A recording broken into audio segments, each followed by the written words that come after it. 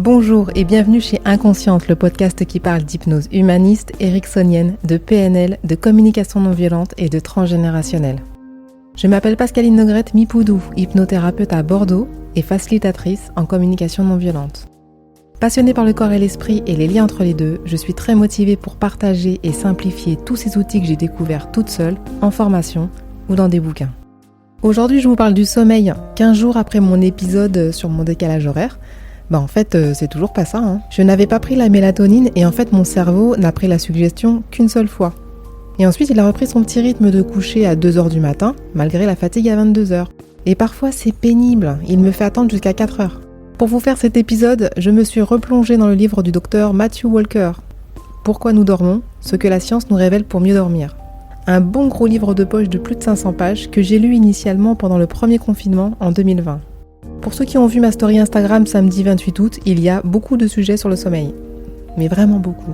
Alors aujourd'hui, on va parler de comment ça fonctionne chez nous, les êtres humains, le sommeil en fonction de l'âge, quel est l'effet d'une nuit blanche, et comment agit la caféine et les amphétamines, c'est pareil. Allez, c'est parti. Alors, qu'est-ce que le sommeil ? Comment ça fonctionne chez l'être humain ? Pascaline Nogrette, hypnothérapeute, vous dirait qu'il s'agit d'un état modifié de conscience. Ça s'embête pas trop. En tant que kiné avant et hypnothérapeute maintenant, j'ai toujours redouté le sommeil chez mes patients. Pourtant, en kiné, pas de souci, je continuais à masser. Mais en tant qu'hypno, si la personne dort, je ne suis pas très efficace. L'hypno que je suis maintenant a bien compris ça, car quand nous nous endormons, l'inconscient reprend les commandes à 100%. Et son job ultime, c'est que vous continuiez à vivre, malgré l'inconscience du sommeil. On verra plus loin toute la machinerie psychique qui se met en jeu pendant le sommeil et vous comprendrez que l'inconscient n'en a rien à faire de nos suggestions quand on dort. N'en déplaise à Émile Coué qui encourageait les suggestions nocturnes pour les enfants en difficulté scolaire par exemple, c'était un mélange de suggestions répétées de nombreuses fois à un enfant endormi. Si nous revenons à notre définition, il n'y a pas de définition concise du sommeil dans le livre de Matthew Walker. Il évoque les différentes réponses au « pourquoi ». Pourquoi nous dormons ?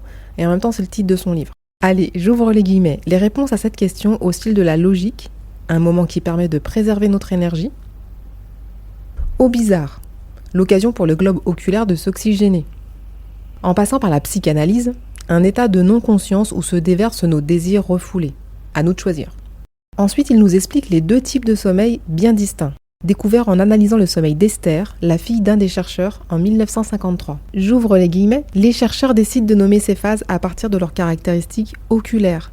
Sommeil avec mouvement non rapide des yeux, ou sommeil NREM, également appelé sommeil profond. Il prédomine la première moitié de la nuit. Son job, c'est d'éliminer et de supprimer les connexions neuronales inutiles. Et selon le docteur Walker, si vous vous couchez à 2h du matin, vous loupez une dose significative de sommeil profond.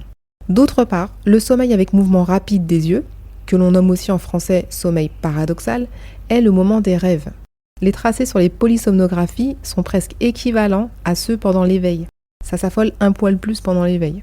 Le sommeil REM, donc ce sommeil REM, le paradoxal, est prédominant dans la deuxième partie de la nuit et joue un rôle dans le renforcement des connexions neuronales. Fait exactement l'inverse que le sommeil profond. Si vous vous réveillez trop tôt, à 6h du matin au lieu de 8, vous perdez seulement 25% de votre temps de sommeil. Mais surtout 60 à 90% de votre sommeil paradoxal. Celui qui consolide tous nos apprentissages. Ça me fait penser à tous ceux qui disent ne pas rêver. Et nous, thérapeutes, on dit si, tout le monde rêve. Mais si vous zappez ce sommeil léger, voilà, le rêve, on ne peut pas l'inventer. Bref, je continue. Le rythme circadien. Circadien, ça veut dire environ un jour. Tous les êtres vivants sur cette planète sont branchés sur leur rythme circadien. Il a été prouvé qu'il ne dépend pas que de la quantité de lumière. Les chercheurs ont mis dans l'obscurité une plante pendant plusieurs jours et se sont aperçus que son rythme circadien ne bougeait pas. Nous générons notre propre rythme circadien en interne, en l'absence de lumière extérieure du soleil. En fonction de l'âge, ce cycle varie autour de 24 heures et ça peut aller jusqu'à 28 heures. Là, je parle sans l'action de la lumière du soleil. J'ouvre les guillemets. La lumière vient au secours du dépassement de notre horloge circadienne interne. Elle remet méthodiquement et chaque jour à zéro notre horlogerie interne imparfaite en nous, remontant précisément et non approximativement à 24 heures. Donc en fait, c'est un petit peu de bazar à l'intérieur de nous. On a un rythme circadien qui est à peu près de 24 heures. Et puis ensuite, la lumière vient un peu cadrer tout ça pour que ce soit beaucoup plus précis. Donc ça servait presque à rien que j'aille à la plage après mon retour de vacances pour remettre mes pendules à l'heure. Je ne sais pas si vous avez écouté l'épisode sur le jet lag. Je suis allée à la plage en me disant là il y a du soleil et là mon cerveau il va comprendre qu'il faut rester éveillé. Et d'ailleurs le résultat était nul. Je ne me suis pas endormie quand je voulais. Mais bon, aujourd'hui je le comprends beaucoup mieux. Ce qu'il faut savoir aussi, c'est que la lumière n'est toutefois pas le seul signal que le cerveau peut capter pour mettre à jour son horloge biologique. Dans la mesure où il se répète de façon fiable, le cerveau peut utiliser d'autres signaux externes comme la nourriture, l'exercice, les fluctuations de température et même l'interaction sociale. Maintenant, le sommeil en fonction de l'âge.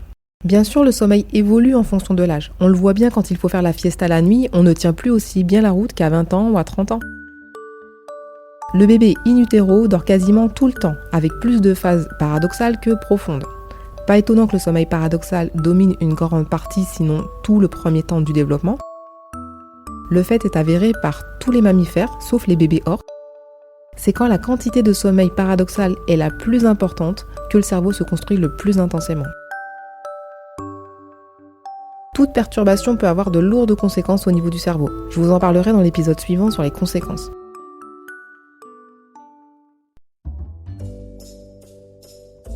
Pendant l'enfance et la petite enfance, le sommeil est au départ marqué par son caractère polyphasique. C'est un très joli mot pour dire qu'un bébé, ça se réveille tout le temps. Un nouveau-né peut se réveiller et s'endormir un certain nombre de fois par nuit et par jour également.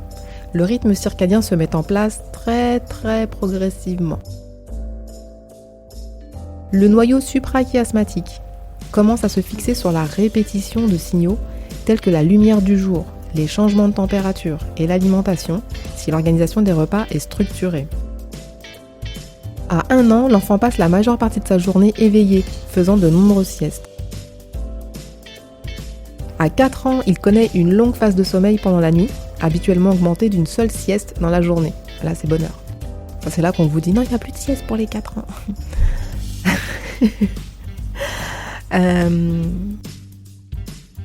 Au niveau du type de sommeil prédominant, pendant l'enfance, le sommeil profond regagne du terrain sur le sommeil paradoxal. L'équilibre finit par se stabiliser à la fin de l'adolescence, avec 80% de sommeil profond pour 20% de sommeil paradoxal. L'adolescence. Le rythme circadien est clairement décalé vers l'avant. C'est une évolution commune à tous les adolescents, quelle que soit leur culture ou leur situation géographique. Je vous lis les pages 151 à 154 du livre de Matthew Walker. Le rythme circadien d'un enfant de 9 ans l'amène à s'endormir vers 9h du soir, la montée de mélatonine se produisant à ce moment. Lorsque le même individu a atteint l'âge de 16 ans, les cycles de son rythme circadien connaissent une avancée spectaculaire. La montée de mélatonine, indiquant qu'il fait noir et que le sommeil arrive, a lieu bien plus tard. Par conséquent, l'adolescent de 16 ans n'a aucune envie de dormir à 9h.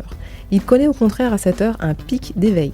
Quand les parents commencent à ressentir la fatigue, puisque leurs rythmes circadiens sont plus précoces, recevant les instructions de sommeil de la mélatonine vers 10 ou 11 heures du soir, leurs adolescents peuvent être toujours pleinement réveillés. Il faut encore quelques heures avant que le rythme circadien du cerveau adolescent perde de sa vivacité pour laisser place à un sommeil sûr et solide.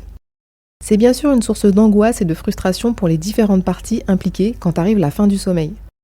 Les parents veulent que leur adolescent se réveille à une heure raisonnable, mais de l'autre côté, les adolescents ne pouvant s'endormir que plusieurs heures après leurs parents, peuvent se trouver en plein dans le creux du rythme circadien. Comme un animal que l'on arrache prématurément à l'hibernation, l'adolescent a besoin de plus de sommeil et de plus de temps pour achever son cycle circadien et pouvoir agir efficacement avec les idées claires. Ce décalage reste déroutant pour les parents, mais il est possible de l'envisager et peut-être de l'apprécier autrement, du point de vue du rythme circadien. Exiger de votre adolescent ou votre adolescente qu'il ou elle aille dormir à 22h revient à vous demander à vous, parents, d'aller au lit à 7 ou 8 heures du soir. Vous avez beau donner l'ordre en haussant la voix et votre adolescent désirait vous obéir sagement, malgré toute la bonne volonté de chacune des parties, le rythme circadien de l'adolescent ne se laisse pas amadouer par miracle. En outre, demander à ce même adolescent de se réveiller à 7 heures le matin pour se comporter avec intelligence, grâce et bonne humeur, revient à vous demander à vous, parents, de le faire à 4 ou 5 heures du matin. Malheureusement, ni la société, ni notre attitude en tant que parents ne sont faites pour considérer ou accepter que les adolescents ont besoin de plus de sommeil que les adultes et qu'ils sont biologiquement programmés pour trouver ce sommeil à un autre moment que leurs parents. Il est très compréhensible que les parents se sentent frustrés sur ce point, puisqu'ils considèrent que les schémas de sommeil de leur enfant sont les reflets de choix conscients et non de lois biologiques. Ce sont pourtant des schémas non volontaires, non négociables et vigoureusement biologiques. En tant que parents, nous serions sages d'accepter ce fait, de l'encourager et de le louer, de peur que nos enfants souffrent d'anomalies du développement cérébral ou augmentent le risque de développer une maladie mentale. C'est chaud, hein. Les adultes. Alors les adultes, on vient de parler d'eux en fait. Du coup, les adolescents, lorsqu'ils passent du début au milieu de l'âge adulte, leur programme circadien recule. On fait le sens inverse, petit à petit dans le temps. Ils ne retrouvent pas totalement la temporalité de l'enfance, mais effectuent un retour à un planning précédent, ce qui ironiquement mène ces mêmes, désormais adultes, aux mêmes frustrations et mécontentements avec leurs propres enfants. À cette étape, ces parents ont oublié, ou choisi d'oublier, qu'eux aussi ont été des adolescents voulant se coucher bien plus tard que leurs parents. Pour les gens de la quarantaine et les personnes âgées.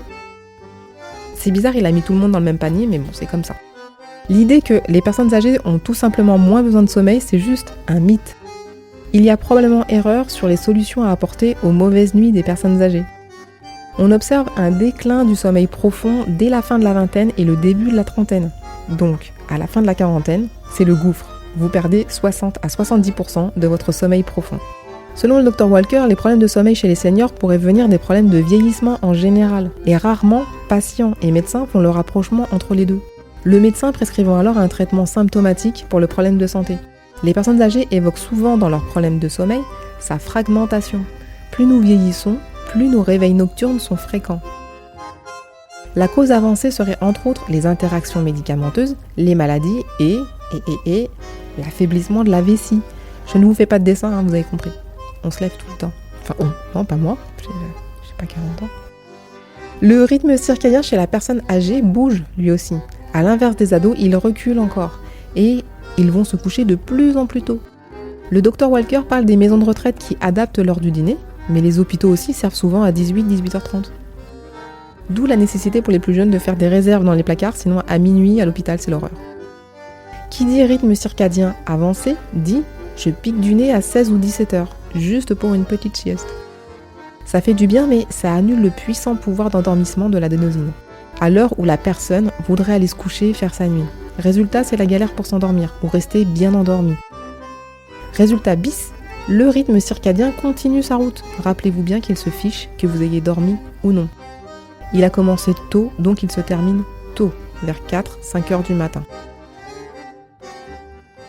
Allez, sans transition sur la nuit blanche. Les études ont été réalisées sur 2 jours complets, sans sommeil, et les résultats sont plutôt intéressants. Le rythme circadien ne bouge pas quoi qu'il arrive, que vous dormiez ou pas. Sur le graphique, on voit donc une courbe qui oscille entre éveil, sommeil, qui monte et qui descend. Une vraie sinusoïde. Par contre, l'adénosine, elle grimpe jusqu'à ce que vous alliez vous coucher. C'est une courbe qui monte vers le haut comme une échelle. Et là, je me rends compte que je ne vous ai pas parlé de l'adénosine. Alors on y va. C'est une molécule chimique produite par le corps qui vient s'accumuler dans le cerveau pour générer le besoin de dormir. Tant que vous n'allez pas vous coucher, elle s'accumule. Elle se fixe sur des récepteurs prévus à cet effet. C'est elle qui est responsable du fameux coup de barre à n'importe quelle heure et surtout après minuit. Ça me rappelle qu'un jour je me suis endormie sur le périph' à Paris. Après une semaine à 60 heures au cabinet de kiné, je fais une répétition pour le spectacle du soir. Je récupère les filles qui dansent avec moi. 1 heure de spectacle brésilien sur nos talons de 18 cm. On remballe, je ramène tout le monde et je me retrouve solo dans la voiture à 4 heures du mat'. Je sens que c'est dur de garder les yeux ouverts sur la route, mais bon, j'étais loin de penser à l'adénosine à ce moment-là. Et en plus, il y avait personne sur la route. Jusqu'au moment où je me suis dit « Oh, je me sens tellement bien ». En fait, il y a une partie de mon cerveau qui m'a rendu service et j'ai compris que je dormais pendant que je conduisais. Enfin, en fait, je conduisais plus. J'étais en mode automatique. Je précise que je n'avais pas bu d'alcool et que quand on boit de l'alcool, les études montrent qu'on aggrave son cas. Sur la route en tout cas. Une étude a été réalisée pour faire l'équivalence entre consommation d'alcool et temps de sommeil. Si vous dormez 4 heures, c'est l'équivalent de 5 bières. Si vous dormez 2 heures, c'est l'équivalent de 8 bières. Et si vous faites nuit blanche, c'est comme si vous buvez 10 bières. Voilà pourquoi je disais sur Instagram qu'en gros, alcool plus nuit blanche plus voiture, vous êtes presque sûr de vous planter. Mais non, en fait, je pense que c'est sûr. Sachant que toutes les catastrophes biochimiques, radiologiques, écologiques, sous la surveillance d'un être humain, ont eu lieu entre minuit et 4 heures du matin. Ça, je l'ai vu sur Arte hier soir dans le documentaire « Pouvons-nous dormir moins ?» Je vous mets le lien, le titre est un peu bizarre mais le contenu est bien intéressant. Pour finir sur la nuit blanche, la mélatonine fait sa courbe qui monte et qui descend, c'est le rythme circadien. Mais l'adénosine monte sans arrêt. Il y a donc des moments où, même en nuit blanche, c'est ok. On se sent super bien parce que l'espace entre mélatonine et adénosine est mince. Plus l'espace est grand, plus vous avez grave envie de dormir. Et ça en devient carrément désagréable à la fin de la deuxième journée. Et alors là, la solution, c'est peut-être le café.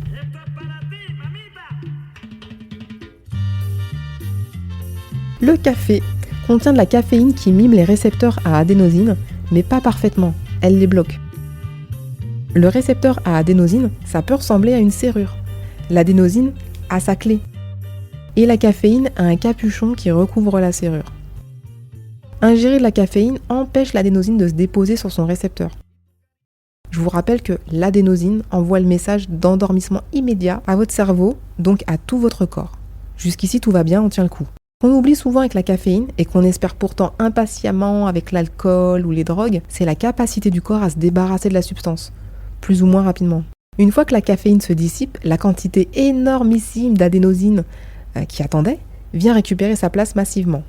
Et là, ça devient non négociable. Vous pouvez donc enchaîner café sur café, mais en gardant bien à l'esprit qu'à un moment, vous serez sans filet et qu'il faudra vous reposer en lieu sûr. Bon, je reviens sur des choses plus soft avant de vous parler cancer, diabète, etc. Non, ça sera pour l'autre épisode, parce que là, il y a trop de choses à dire. Combien de temps de sommeil nous faudrait-il pour être en forme ? Matthew Walker nous propose de nous poser 2 questions. Après vous être réveillé le matin, pourriez-vous vous rendormir vers 10 ou 11 heures ? Si la réponse est oui, vous ne dormez sûrement pas assez ou pas assez bien. Je fais partie de ces gens-là. Pouvez-vous fonctionner de façon optimale sans caféine jusqu'à midi ? Si la réponse est non, vous automédicamentez votre état chronique de privation de sommeil. Autre question qui tue, si vous n'aviez pas mis votre réveil, dormiriez-vous au-delà ? Si oui, vous avez besoin de plus de sommeil que ce que vous vous accordez. Ah, il y a encore une question. Vous retrouvez-vous parfois derrière votre livre ou votre ordinateur à relire et lire la même phrase ? Oui, moi c'est le cas aussi. Parce que je pense à autre chose. En moyenne, un être humain aurait besoin de 8 à 9 heures de sommeil, que ce soit en monophasique, c'est-à-dire en une seule fois, ou en plusieurs fois. Matthew Walker met l'accent sur le fait que nos sociétés modernes nous imposent de dormir beaucoup en une seule fois. Alors que dans des temps plus anciens, on se couchait et se levait en même temps que le soleil, et que l'été, les petites nuits, elles étaient accompagnées par des siestes. Et oui. Et ça existe encore dans certains pays, certaines entreprises. Et j'ai cru comprendre que chacun en tirait un bénéfice. Autant l'individuel que le collectif. Je continue sur les lève tôt, lève tard. Quelle injustice ! Elles révèlent de la génétique, ce qui signifie qu'au moins un de vos parents est comme vous. Malheureusement, c'est un peu comme les gauchers. Pas dans la norme ou dans la moyenne, donc faites un effort s'il vous plaît. Matthew Walker nous rappelle que nous vivons dans un monde de lève tôt. Dixit la citation, le monde appartient à ceux qui se lèvent tôt. Le lève tard qui est souvent un couche-tard est stigmatisé. Étiqueté fainéant qui ne veut pas faire d'efforts pour se lever le matin. Or, c'est juste impossible physiologiquement. Perso, je suis gauchère et couche-tard, donc double peine. Le seul côté négatif, c'est toutes les remarques dont je viens de vous parler, pour moi. Et pour mettre mon ticket de métro dans la main gauche aussi, je me contorsionne. Et aussi quand le plombier vous tend sa tablette pour signer, il faut limite se déplacer. Bref, arrête de rire. Je pense à Marie en Guadeloupe qui me consulte pour se lever plus tôt, pour avoir du temps pour elle. C'est très légitime, le miracle morning. Mais en même temps, elle ne veut pas se coucher plus tôt, car c'est aussi le seul moment pour elle. Le temps de sommeil est incompressible, on ne peut pas en rogner un bout sans conséquence. Votre sommeil étant une succession de phases profondes et paradoxales, vous vous privez forcément d'un cycle important, au début ou à la fin. Voilà, je pense que je vais m'arrêter là. Dans le prochain épisode, je vais vous parler des conséquences. La conséquence la plus soft, c'est la mémorisation pour les étudiants, pour tout le monde en fait. Et puis après, les moins soft, c'est l'autisme, le diabète, l'obésité, le cancer et l'hypertension. Voilà. J'espère que cet épisode vous a plu. Retrouvez-moi sur Instagram, podcast-inconsciente. Sur Doctolib pour les rendez-vous visio ou présentiels. Si Doctolib ça continue, je croise les doigts. Inscrivez-vous sur la newsletter de Ocha pour les coulisses du podcast. Pensez aux 5 étoiles et aux commentaires pour que ce podcast soit écouté encore plus largement. Et Tipeee est là, il attend vos premiers euros. Merci et à très très bientôt.